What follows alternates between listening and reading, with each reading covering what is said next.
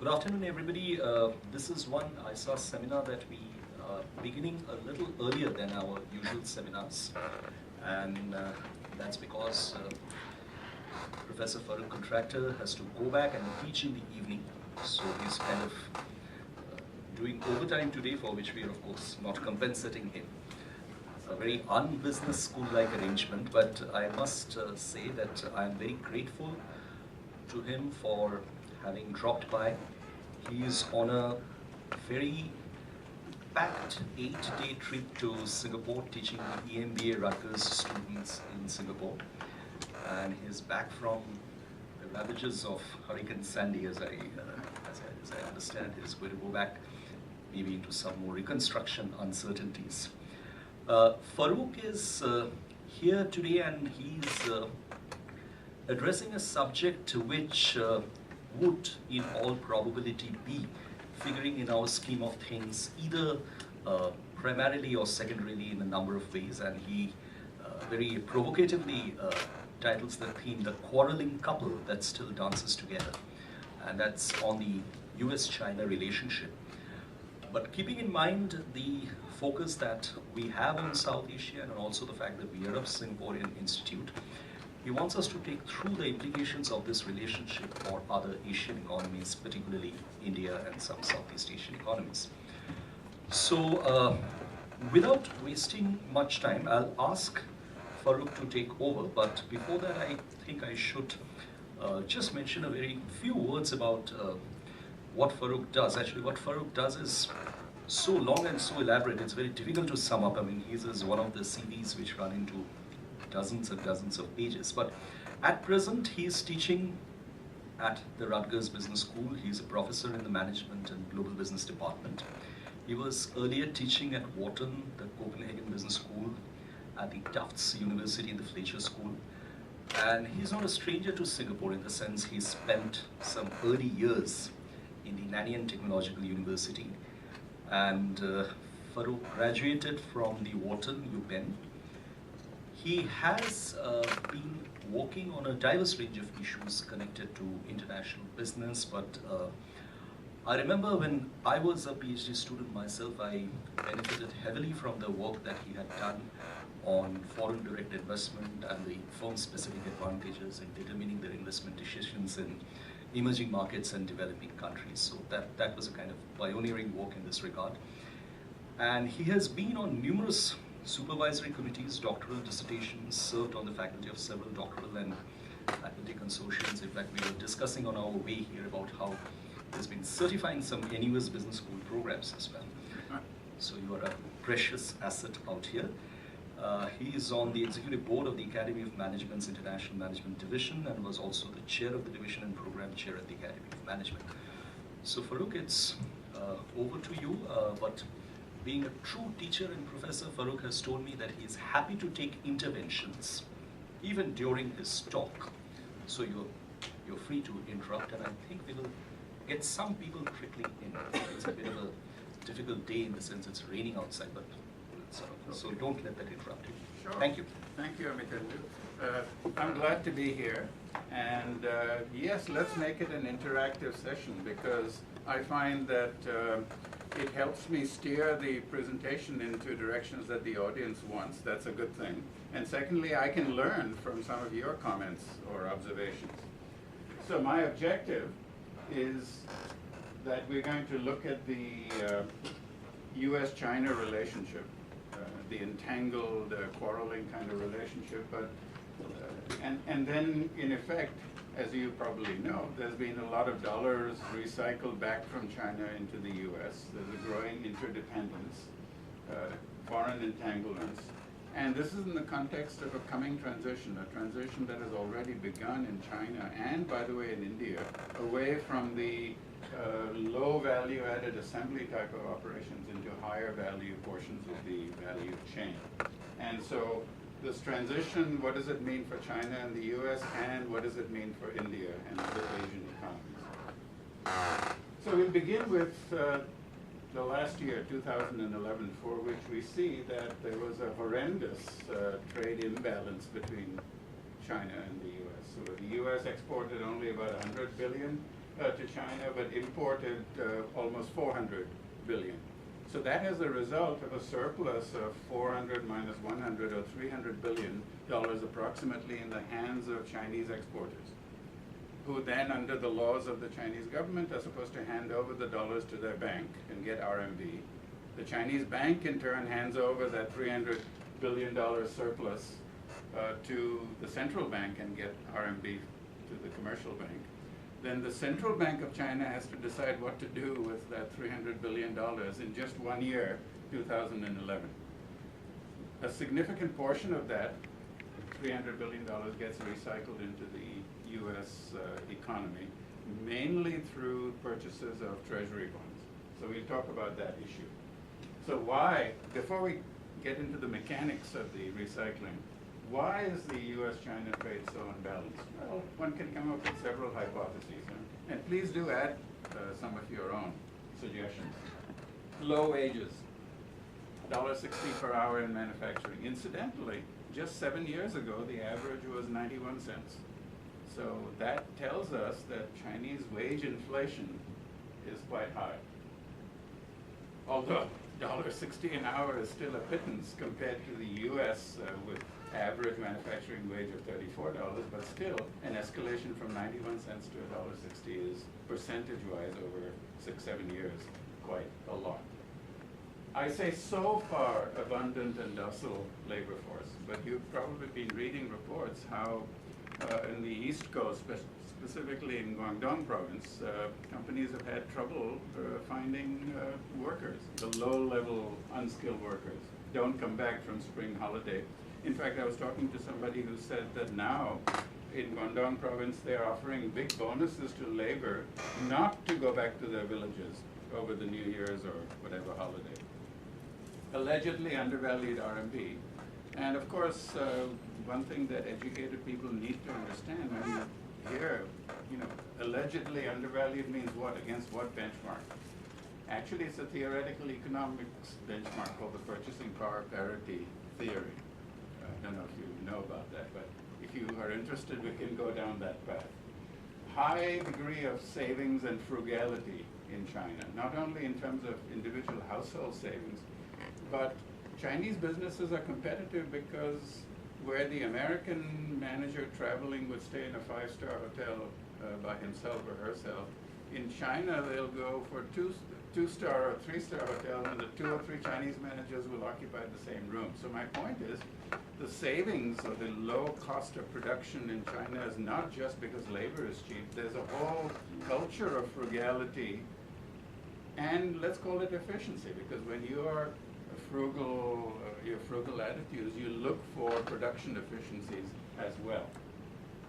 There's a cozy relationship between banks and companies, especially if it's an SOE or state-owned enterprise, with the result that effectively lower interest rates are enjoyed by Chinese enterprises compared with, let's say, other countries. There's a determined, organized transfer or absorption of Western technology, aided by government support.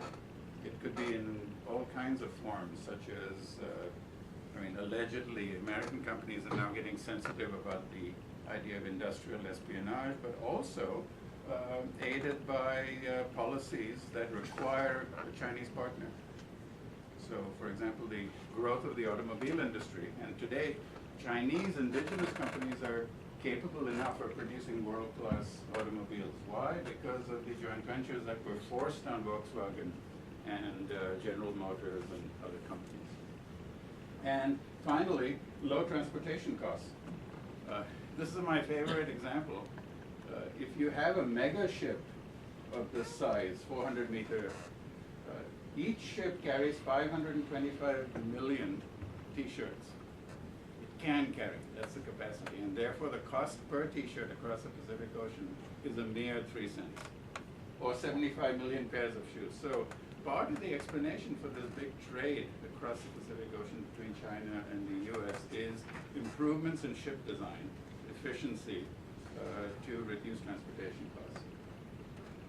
On the US side, even though there's an economic problem in the US, And even though Americans claim, some Americans claim that they're suffering from high taxes, don't believe that. Actually, on an after-tax disposable income, American consumers are still about the best, enjoy the best purchasing power in the world. And it's a fiercely competitive and open U.S. market where companies from all over the world, including American companies, are fighting with each other. And unlike many other countries, well, of course, Americans recognize brand value and quality. Everybody recognizes that. But competition between companies in the U.S. market is more driven by price competition, price-based competition, than non-price marketing factors. And as a result, prices are low. Americans not only have about the highest per capita disposable after-tax income in the world, but also enjoy, not the lowest, but among the lowest prices in the world, with some conspicuous exceptions like pharmaceuticals. So no surprise, when you have throwaway prices, you have a throwaway society, in a way. I live in an affluent suburb in New Jersey, and I notice every Friday or Saturday night, there'll be perfectly good television sets, sofas, appliances in working condition, just put on the sidewalk. Why? Because the family has said, today's Saturday, what should we do? So like in Singapore, the answer is, let's go shopping. They don't even know what they want to buy. They'll just shop for entertainment. Buy a new TV set, even though the existing one is only 3 years old, because it's technically got more lines per faster scan rate or whatever.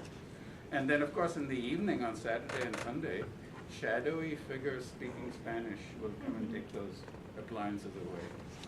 But what I'm saying is it's a society that, in a sense, recycles, circulates objects a lot.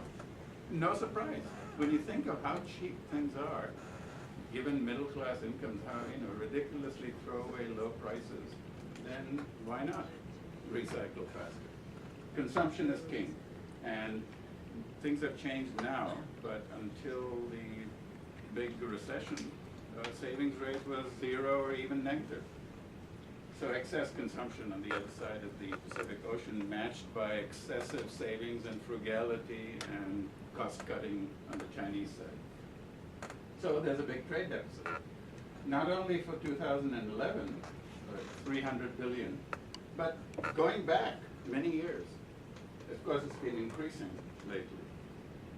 And this is a trade deficit not just against China, but the US has been running a trade deficit against the world as a whole, all countries, for 35, 40 years.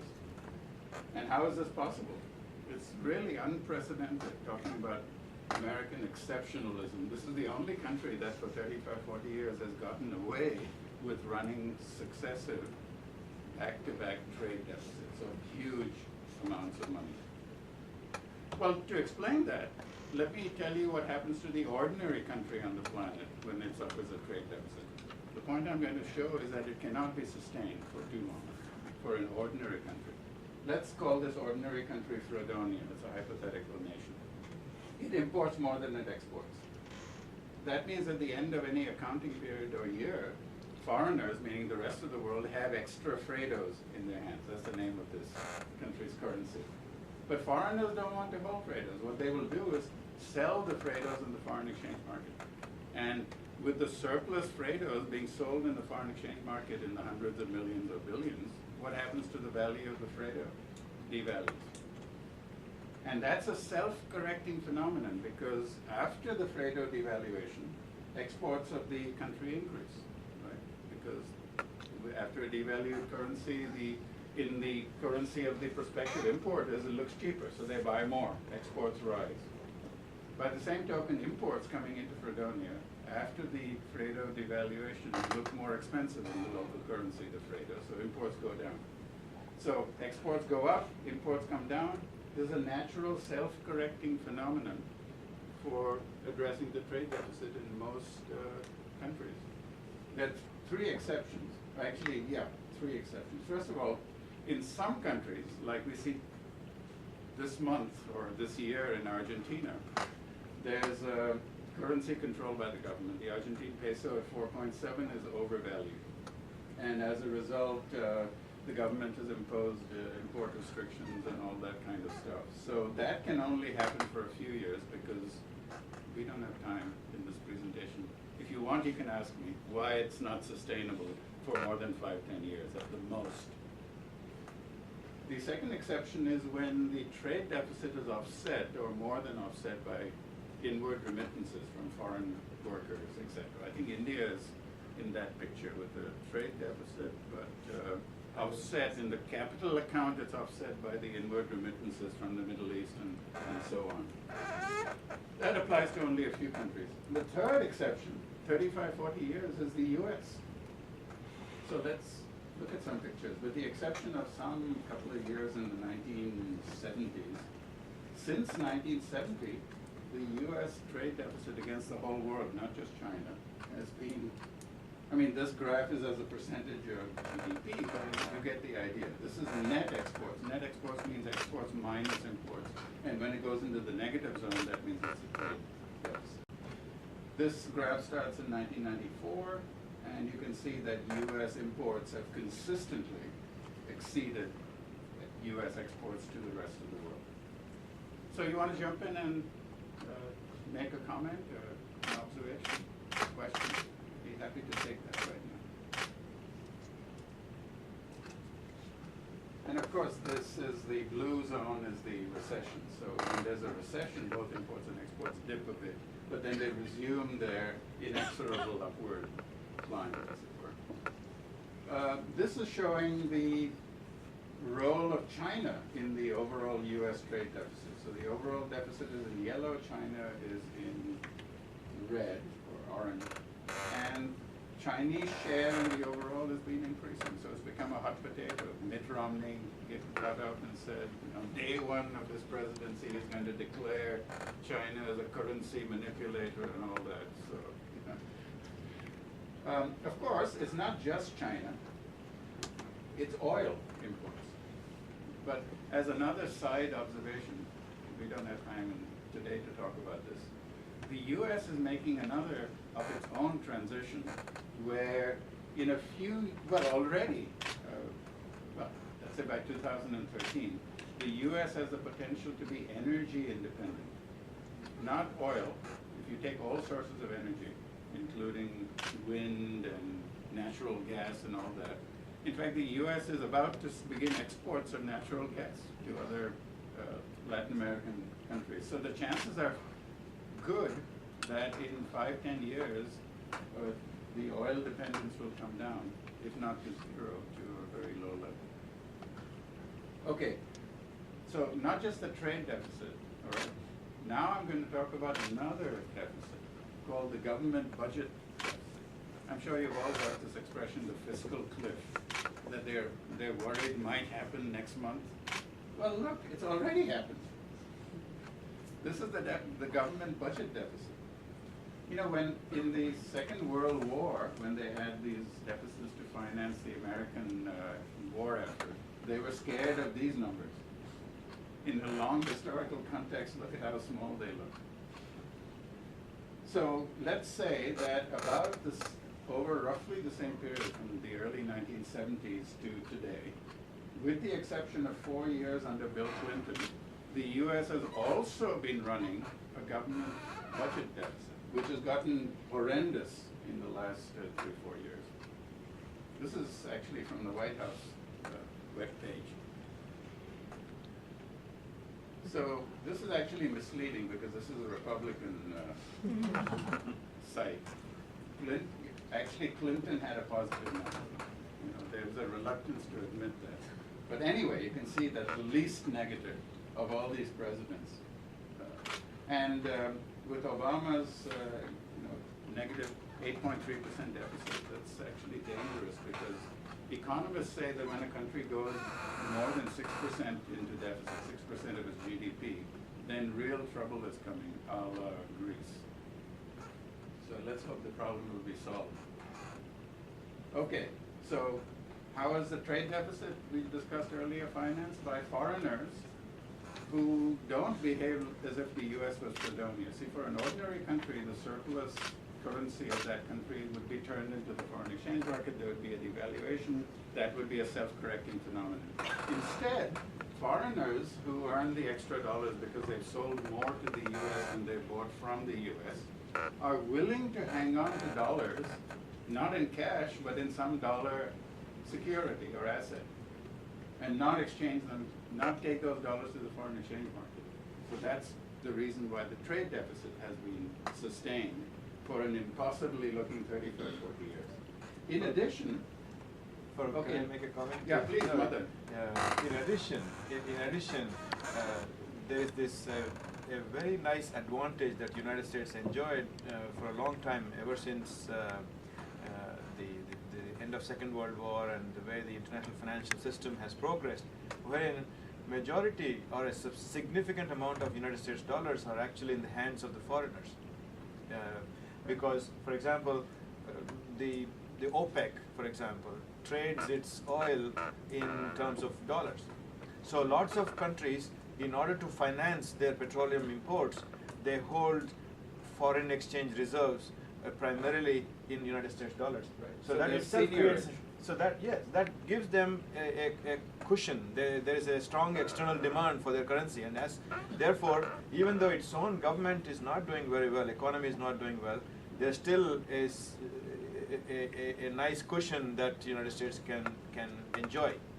So that's probably one other reason, I would say. Yeah, in general, any country issuing a currency, let's say $1 Singapore dollar, the printing cost may be only 1 Singapore cent, but then the government is taking in real $1 worth of purchasing power.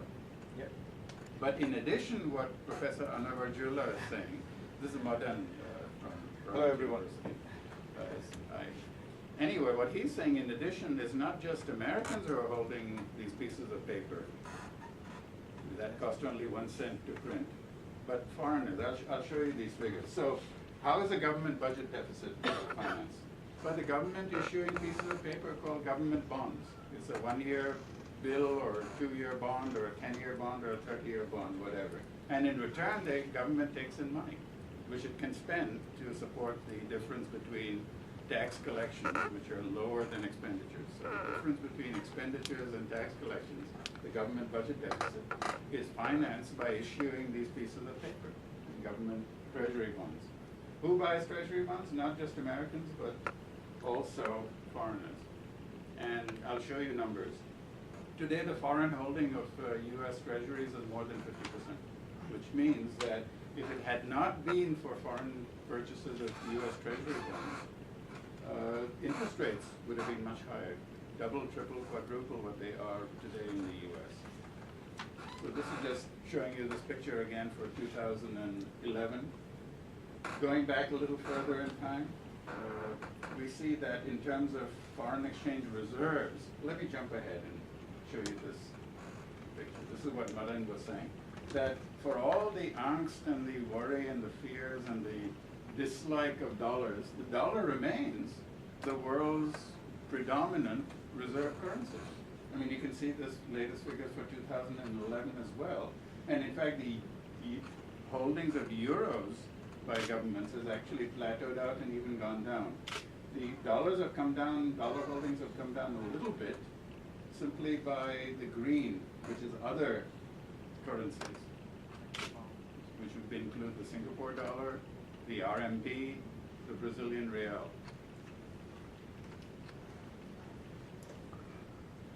Okay, so in 2006, China zoomed past Japan as the top holder of foreign exchange reserves. This is actually a different story. I sort of mixed the two together. This is Chinese holdings of US assets only, okay? Only Chinese holdings, only US assets. In 2008, at the end of 2008, we were looking at near 840 or whatever billion in treasury bonds. Quick side observation. What is disturbing is that there's a big difference between known and estimated. So you would think so important a phenomenon, the government of the US would know exactly what's going on. So they don't, because the Chinese government agent directly participates in the treasury bill or bond auction. You see the Chinese treasury guy, but they also buy it through agents. So the exact amount held by the Chinese has to be deduced. Maybe the CIA knows the answer, but there's a difference between known and estimated. Then let me ask you this question. Do you know what these agency, so-called agency bonds are? It so happens that the Chinese have been recycling their surplus dollars not just into treasury bonds and bills, but also into Ginnie Mae and Freddie Mac. Have you heard of those agencies? Those are housing agencies. So in a very real way, to some extent, Chinese have been supporting the housing bubble and the housing market in the US. I mean, this is end of November 2008 when the whole thing was coming to a crash. And then some in corporate bonds, some in short-term bank deposits, and relatively little in equities, because you know how politically sensitive it is for Chinese to hold any significant shareholding in an American country. So the equity holding is small. These are figures that you can compare from 2009. June is the end of the American government fiscal year. So just in this 2-year period, look at the growth. This is the total issuance of treasury securities, of which foreign holdings is this row, of which government or official holdings is this row, of which Chinese government holdings is 1.7 trillion. Isn't it fun to talk in trillions now? Billions used to be enough, now we're talking trillions. It's fun. It's actually sad and scary. That's my point. This is another more detailed picture of which other countries participate. It's not just China, of course, it's the top holder, but Japan is another fairly big holder of U.S. securities. And then you have Cayman Islands, Caribbean tax havens, oil exporters, Middle East oil exporters, etc.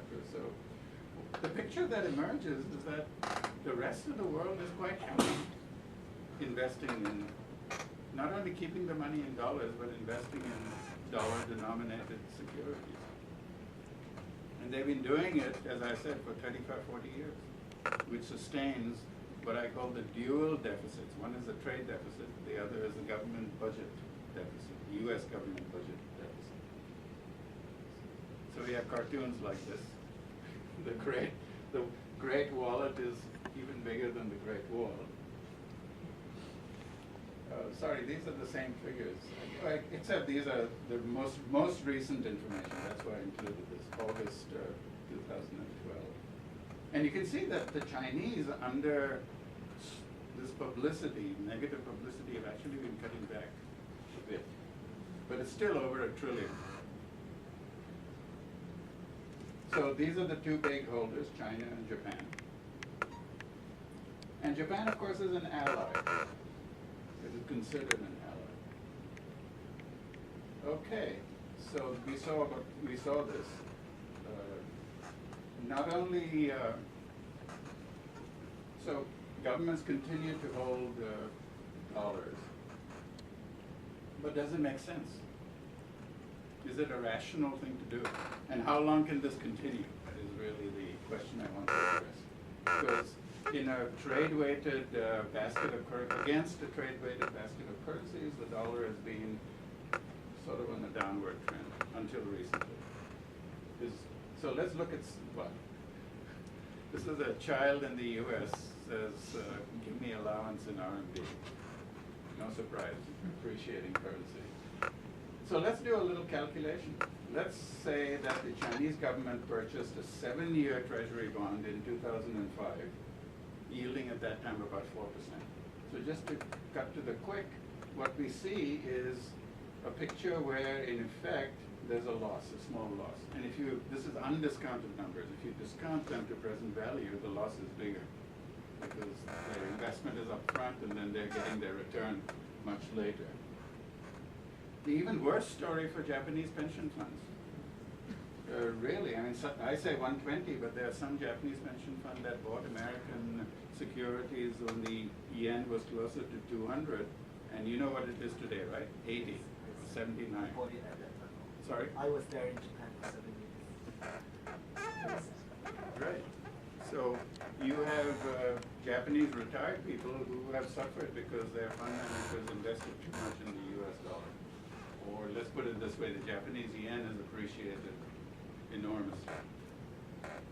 So are they all crazy or what? That's another very interesting question that you might want to discuss, which is how come Japan has been going through one of the longest reigns of recession, almost like 15 to 20 years, and how come its currency still appreciates, whereas we have hit recession just a few times in the last few years, and everybody talks about dollar being overvalued and how long can it continue and all that stuff. But what's cause and effect? I would say the appreciated yen is the cause, and the malaise over 20 years, economic malaise over 20 years is the effect. Is the effect. That's true too. But it's very interesting. I mean, everybody talks about finance being international finance and things being very rational, but sometimes it's a social issue. Exactly, it's all a social issue. For many Japanese companies, the break-even exchange rate, other thing being equal, is about 100 or 95. And any yen, when the yen is stronger than 100 or 95, they're actually in the red. They're losing money. Toyota is losing money by continuing to produce in Japan and export to the US, let's say. But they've hung on to those jobs because, like the Chinese, jobs is the #1 social imperative in those societies. I would imagine there would be attempts to look at an alternative currency to hold it if the US going negative returns.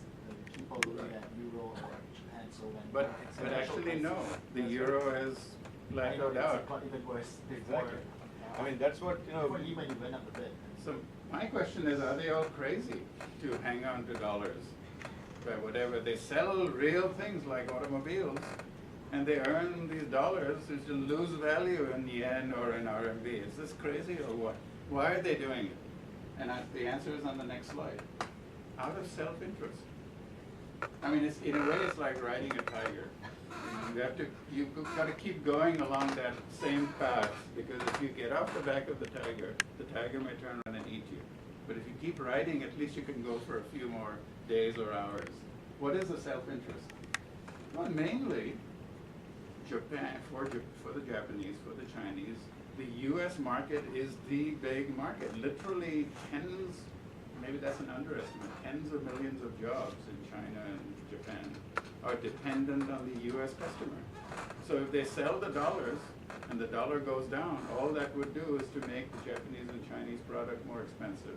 American consumers would buy less of those Chinese and Japanese products, and the jobs would disappear, which they are anyway. Toyota announced last month that they would shift more production to the US factories rather than Japanese factories. They even, there's another news a couple of days ago where they are asking Mazda as an alliance partner to manufacture in Mexico for the US market. So get away from manufacturing in Japan is the message.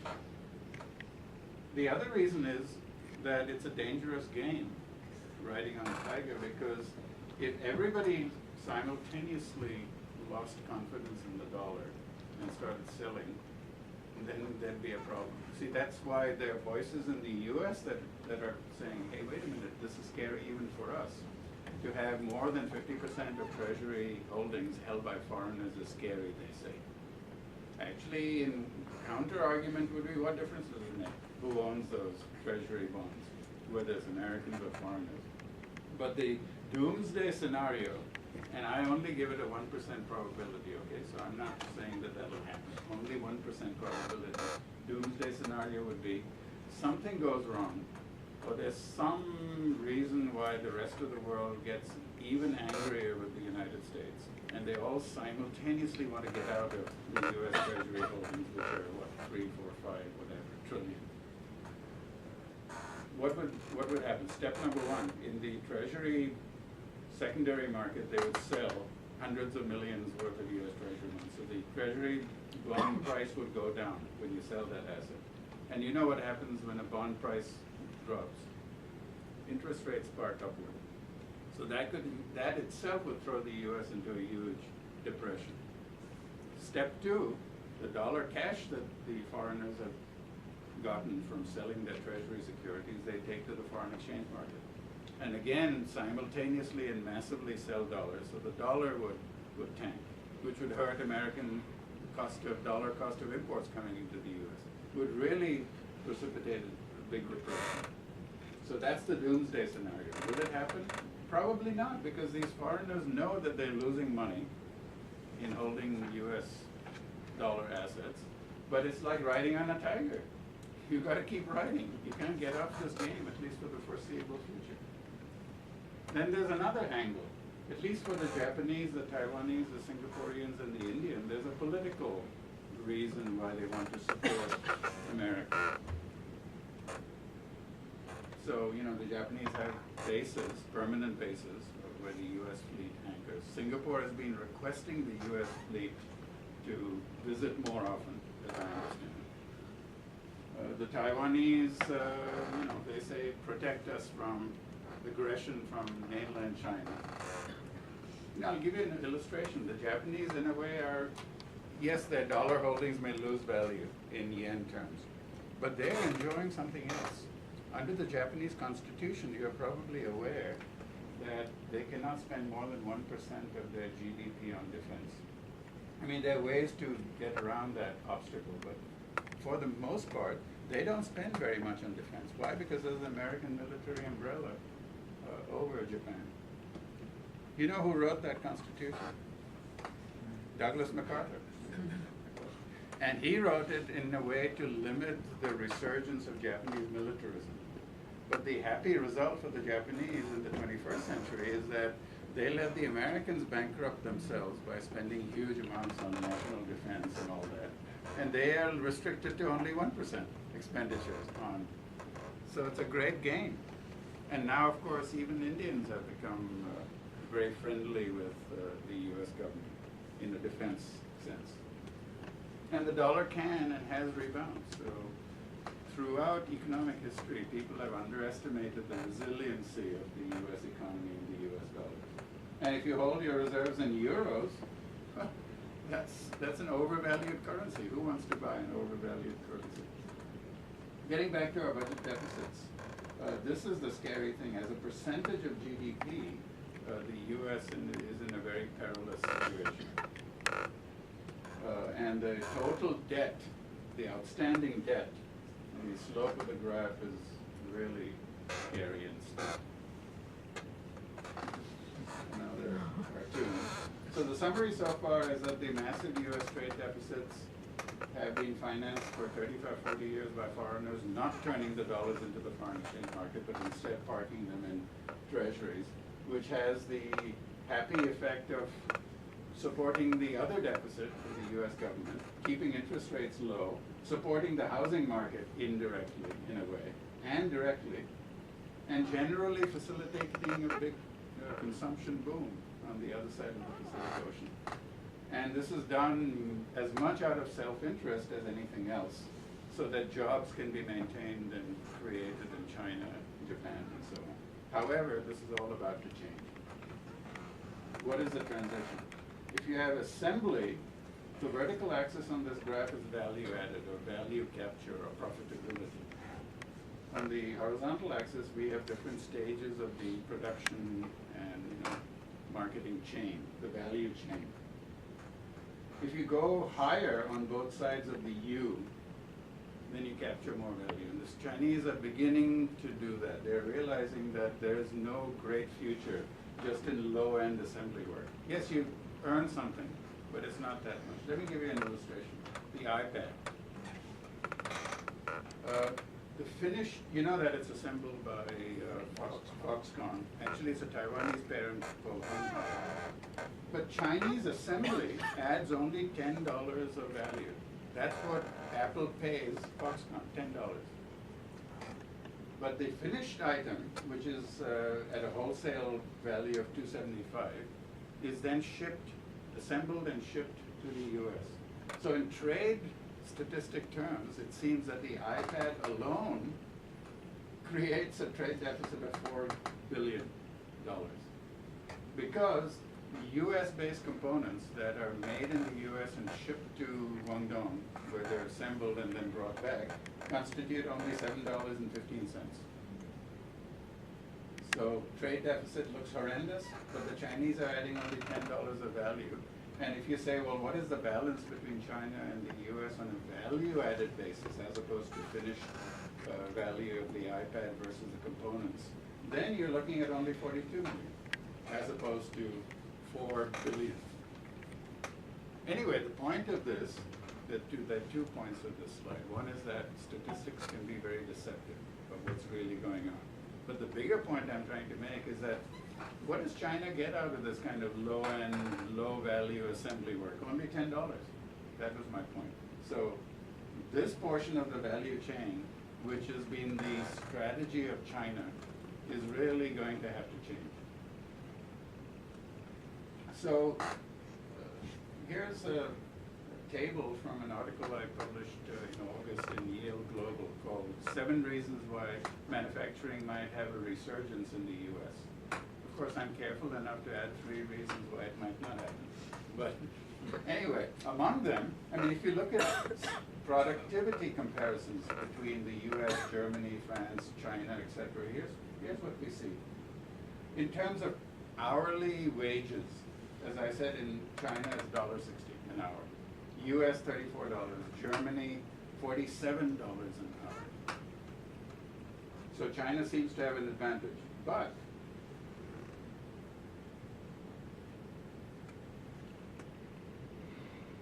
if you look at this, you'll see why US manufacturing is still very viable. The Chinese worker, this is value added per employee per year, okay? So every year in China, the average manufacturing employee in China only adds $13,700. By comparison, the American worker adds $145,000 in value. For 2 reasons. First of all, you cannot compare the cheap toy made in China with the very sophisticated machine tool made in the US. So there's a difference in the composition of the products manufactured in the 2 countries. But more importantly, it has to do with the degree of automation. When you have a lot of automation, then you have fewer workers, and those fewer surviving workers then are very productive in Germany, US, etc., compared to the Chinese worker. In a Chinese factory, you will have 300 people. In an equivalent output American factory, you may have 30 people. That's really what it amounts to. Let's look at another productivity measure. This one. This is value added per hour worked. In China, $7.19. In the US, $73. Every worker, on average, contributes $73 of value added in manufacturing in the US. There's only one productivity figure where the Chinese do come out on top, which is the value added per dollar of wages. So it's a ratio where the numerator is value added. The denominator is the wages. So no surprise, Chinese wages being so low, for this productivity measure, China comes out on top. But otherwise, you can see why there are manufacturing jobs that are not only left in the US, but the US manufacturing sector is thriving. Okay, so why may China lose its advantage? Wage escalation, coming demographic change, shift to more skilled work, shift to the higher value portions of the value chain. Fuel prices, yes, a t-shirt still costs only 3 cents to get across the Pacific Ocean, but that's for t-shirts. There are many products which are very bulky and low value. For that, the recent more than doubling of fuel prices has put a crimp in trans-Pacific trade. Rapid delivery and flexibility pressures prevent outsourcing, and you know that in 2011 we had not only floods, we also had volcanoes, earthquakes, and tsunamis, which disrupted a lot of supply chains. So that scares people, and to that extent it keeps manufacturing near the customer. Okay, here's a contrast. So the question is, who will replace China as it gets away from the low-end assembly into the higher value portions of the value chain? What about Vietnam? What about India? Well, in Vietnam's case, I don't know if you realize this, but in my opinion, the government of Vietnam has deliberately been following a policy of aggressive devaluation of their currency, the dome in 2005 was about 7,500. And today you're looking at 22,000. Okay, what about India? Would India replace China as China abdicates the assembly and low-value portion? Would India replace it? Well, probably not, because in India there's a problem with infrastructure, labor discipline, labor laws being inflexible, lack of an industrial commons, which means a network of support services and component suppliers, lack of, you need the government to leave manufacturing alone, and that, when I say single authority, you know, you have multiple state and municipal and other interferences in India. Quick approval is needed, basic education and skills, and an appropriately valued or undervalued currency. These are the sort of requirements if you're going to have a nation that is a bulk producer and a bulk exporter.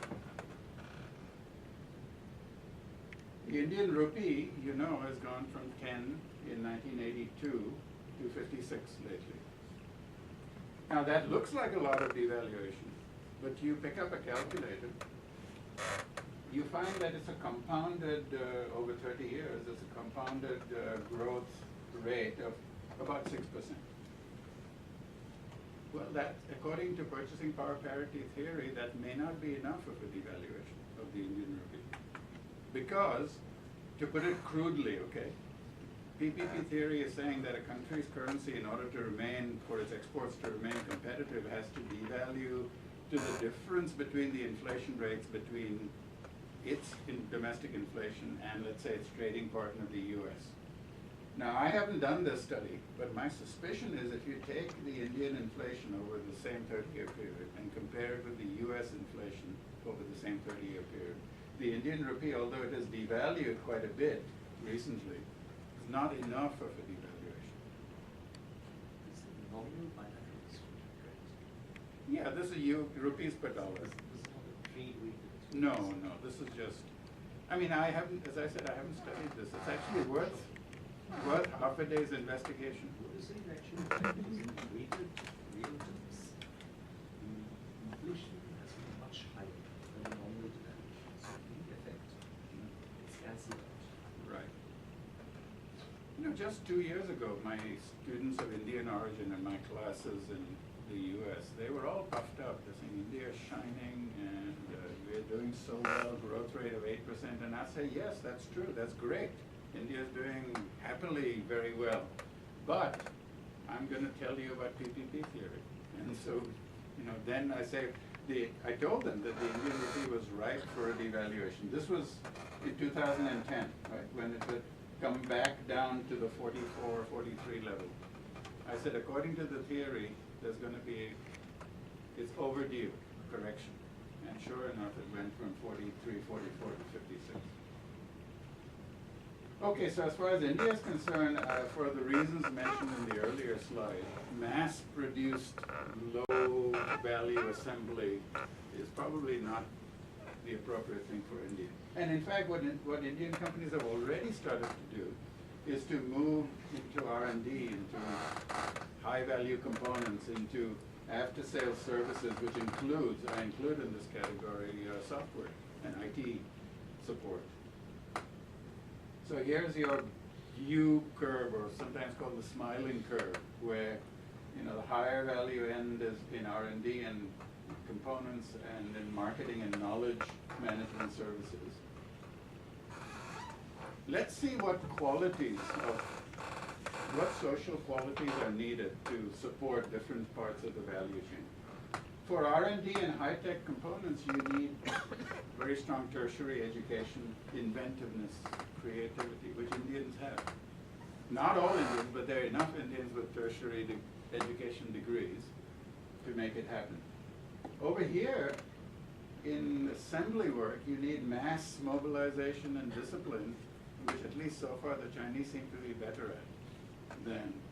And you need an industrial commons. So when something like a car or whatever machine is assembled in China, it's not just that assembly operation. There's a whole orbit of hundreds of support, and yeah, that's a good word, ancillary support component suppliers that are all plugged into, that's what we mean by industrial commons.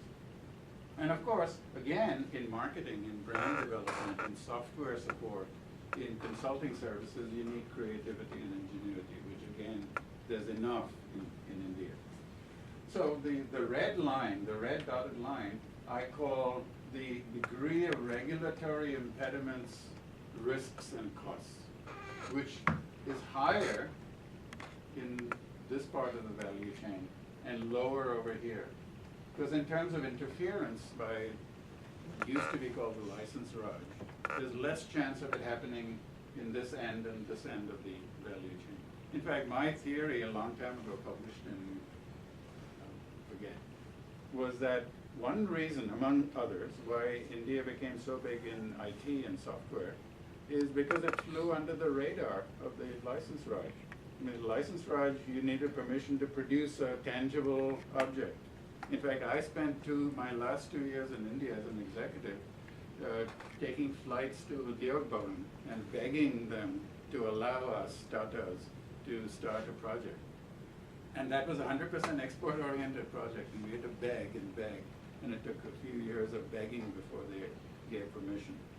Well, if you're a software exporter and you're relying on satellite services or whatever to export, you don't have interference from, at least the Udyog Bhavan people didn't know how to regulate IT services. And you didn't have to go through customs or the ports, and you didn't need roads, you just sent it by satellite. So that used to be my theory for why that sector came up in a big way, as an expression of Indian creativity and engineering.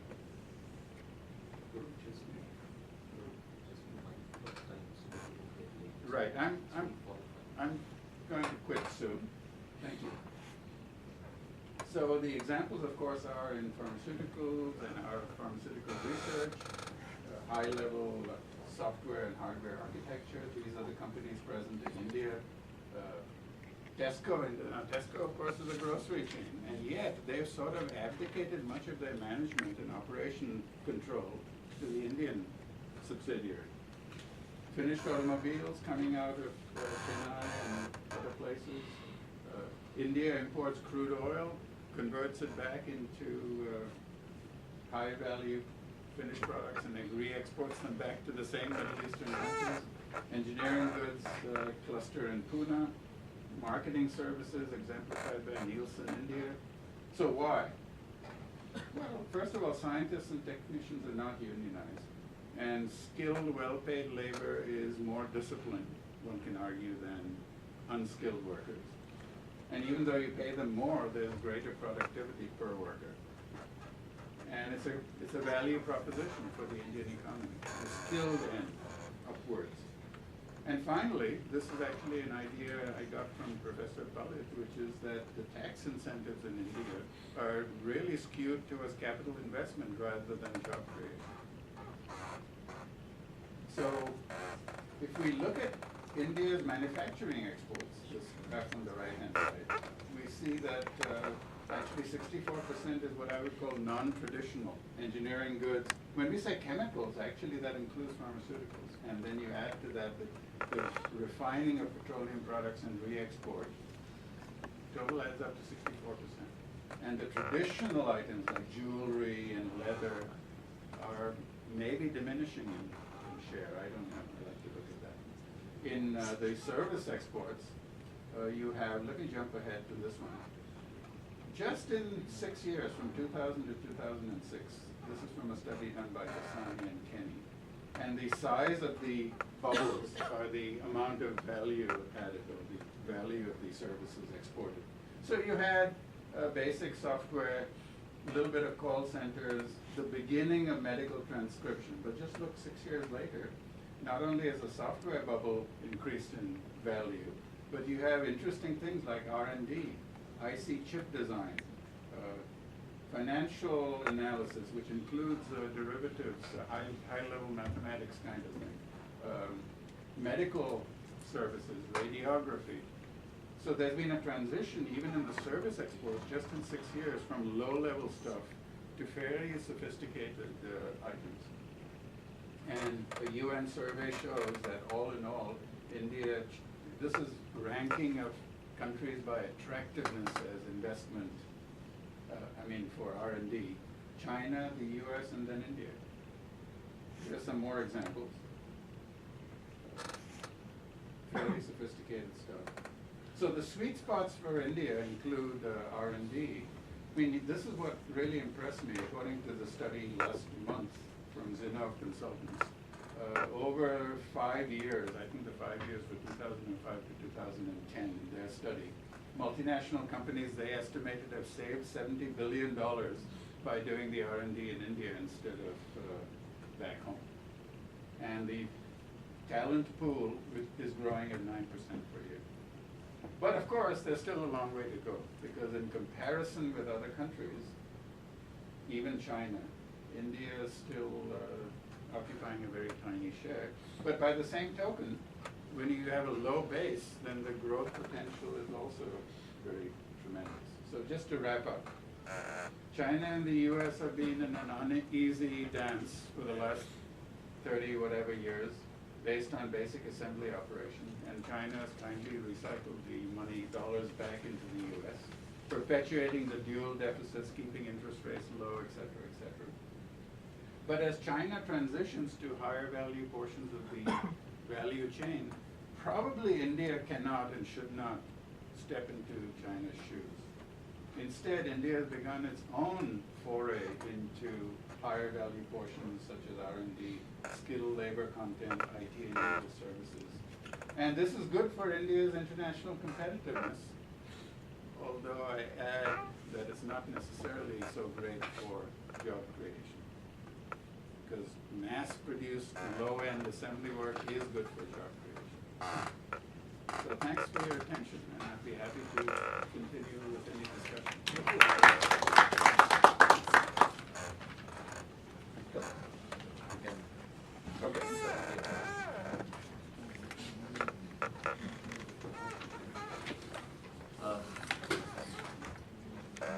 Thanks, Farooq. I think what I'll do is that we will. Would you prefer taking a few questions in one go and then kind of? Whatever you say. Okay. I'll use my chair's prerogative to shoot a few at Farooq. Farooq, the first is that you, of course, mentioned about this huge trade and budget deficits that the US has been running and how China has been perpetuating it. And, I want to draw your attention to another kind of imbalance, which is there in this part of the world and with respect to China. Much as China runs a huge trade surplus vis-a-vis the US, it runs a huge trade deficit in Asia Pacific with respect to several countries, Japan, Korea, Hong Kong, Taiwan. Now, this is where I'm just trying to understand the cycle, and I'll be very happy to get your views on this.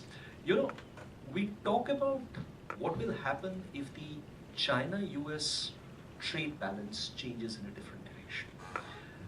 We normally don't talk about what will be the effect of the change of the trade between China and the rest of the major economies in the Asia Pacific, and what effect will that have upon the US economy and its relationship with China, because China typically has been importing the intermediates from the rest of the countries in the region, assembling them and selling them off as third country exports. So what happens if this equation changes? Apparently this is going to do. You want to go one by one, or I want to add it? Well, I'll just make a quick observation that the trade deficit between China and the US is much bigger than the trade surplus that other countries have been running against China in the Asian region. So that overall, as I recall, against the world, China runs a surplus. That's true. And therefore has surplus currency to park somewhere. And much of that surplus currency is in dollars. Sure. Because even when you have intra-Asian trade, the invoicing is done in dollars. The second thought I had was that this very interesting example of the iPad that you gave. I'm just wondering that to what extent the US companies are actually responsible for the larger trade scenario that you get to see in the US, because the profit margin that the Apple has through the Foxconn operations in China is an amazingly high 64%. Now, given that kind of a profit margin, under what circumstances can you expect, let's say, a company like the Apple to relocate its operations? Because let's assume that the Chinese wages are going up, but they really have to go up by an amazing amount to get this profit margin down to somewhere like 25 or 30%. Until that time, I don't see the Apple, or for that matter, any other US company working out of China for cost advantage, shifting their locations. So, Absolutely right. iPad, let's say, retails for $600. I don't know, something like $600. The cost of the assembled machine is only $275. So there's a big margin. I don't know if it's all profit margin because they have to do some advertising and distribution in the US. But there's a fat margin. So yes, if Chinese assembly labor, what Apple pays Foxconn is $10 per unit. Even if labor costs increase by 20%, it'll only be $12. Sure. That's right. That's Professor Pollitt's point. So that there would be no immediate pressure to relocate those jobs away from China. Sure. I entirely agree. The other thing you said also is correct, although we don't have a good study on this issue. To what extent are Chinese exports created and motivated by multinational companies that have gone to China in order to create an export operation? We don't have a good picture. I've heard Chinese people claiming that it's as much as half of all Chinese exports, explained not by domestic Chinese exporters, but by multinational firms that have come to China. I think that's an overestimate, but certainly some significant fraction of China's exports are accounted for by multinational companies. So the Chinese say, don't blame us. It's your companies that have come here to take advantage of whatever cheap input. Great. Thanks. Yeah, thanks. I think the other point that may happen is based on the product life cycle theory. Right now, Apple is enjoying a premium in the marketplace because it still has a higher market share, its products are cool, perceived to be unique, and so on and so forth. However, the competitors are catching up, either through imitation or by their own innovation. In the tablet market. In the tablet market. So when the time comes, when competition increases, what happens to the margins? Naturally, the margins fall. So when those margins fall, then this cost will then look bigger than what it is today. Today it is able to manage it because it's enjoying a near monopoly in some of the markets. So let's put it this way. Right now they're paying $10 to Foxconn per unit, per tablet. Wages may escalate by 15-20% per annum. The same iPad tablet, if they could do it in Vietnam, might have a assembly cost of only $8. So I think Professor Anavajula is absolutely right. When you have a plunge in prices, according to the International Product Cycle Theory, and when cost cutting becomes an absolute survival imperative, then companies are already relocating from China to Vietnam and even cheaper places. In fact, there's a lot of Chinese FDI where Chinese companies have created subsidiaries in Vietnam in order to relocate very price and cost sensitive assembly operations from China to Vietnam. Just like how the Japanese did in China, just in order to allay the cost of manufacturing. They based a lot of their manufacturing in China. So that Korean companies and Korean are also companies too. Yeah. making this transition, hopping from the higher, now Korea is a rich, high-cost country, they hop to China, and I believe that, well, not believe, I'll give you an example.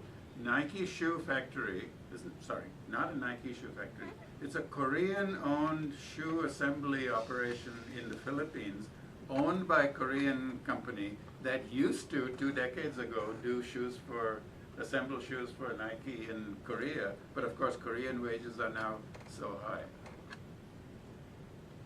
Okay, yeah, next. Quick question. I really like the title, the Quarrelling couple, if that is together, because earlier this month was featured on Channel News Asia talking about Japan and quarreling with China. And what are the implications for the issues that you've raised today, because you mentioned about implications on Asian economies like Japan, with its long-standing historical dispute with China, and how is that going to affect the relations? I mean, I see a lot of similar themes and concepts that are used between the US and China that are applicable to Japan and China, with the political tensions. Between Japan and China. Yeah, different countries, there may be implications to the production basis and affect currency movements as well. I'm not a political scientist, but my guess is that this will be another issue that both governments will whip up when it's convenient for nationalistic purposes, and then sweep under the carpet so that business can continue as usual. And it's not a long-standing issue. In fact, I mean, in theory, the islands have been under dispute for, 50, 100 years. But it's become a big issue today because of improvements in extractive technology, which make what used to be totally useless pieces of rock sticking up out of the water into potentially valuable resources. So it's not in either one of their interests to play it up. yeah, the Chinese government is all pragmatic men, right, who know how to be wise and prudent. So it serves a purpose to whip up nationalistic sentiment and have anti-Japanese demonstrations when it's convenient. But then, all said and done, business is too important to sever relationships beyond a little bit of shouting and screaming. That's my take on it. Do you see a mass Real Right. Do you see a mass exodus of Japanese production facilities in China to India or to Southeast Asia as beneficiaries? To Vietnam, yeah, that from might Angola happen. to China. I mean, if this nationalistic fervor keeps going. Right.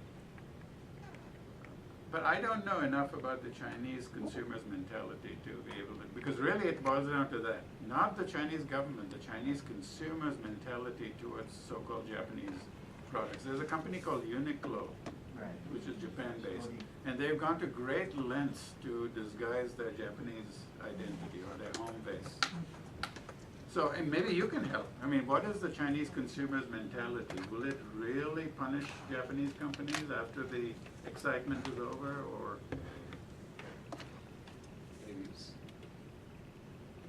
Because if they do, there's a recurrent punishment, meaning not buying so-called Japanese products, then yes, relocation to Vietnam, so that then you could say it's made in Vietnam and sold in China, or made in India and sold in China.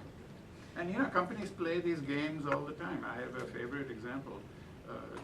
In order to cater to the made in America sentiment, there's a company that used to buy shirts from Bangladesh. Everything was done except the buttons. In the US factory, all they would do is to sew the buttons on, probably with a mechanized piece of equipment. They would iron it, fold it, put it into a fancy box, and then claim that, see, more than 50% of the value has been added in the US, and so it's called made in the US, in order to enjoy that price premium. Plus, just to add to what Farooq said, I mean, look at it this way. I mean, what can possibly happen? Can China take military action against Japan? Probably not, because it knows that Japan has a big ally in the United States. The United States is going to get involved. It's not a feasible proposition to whip it up.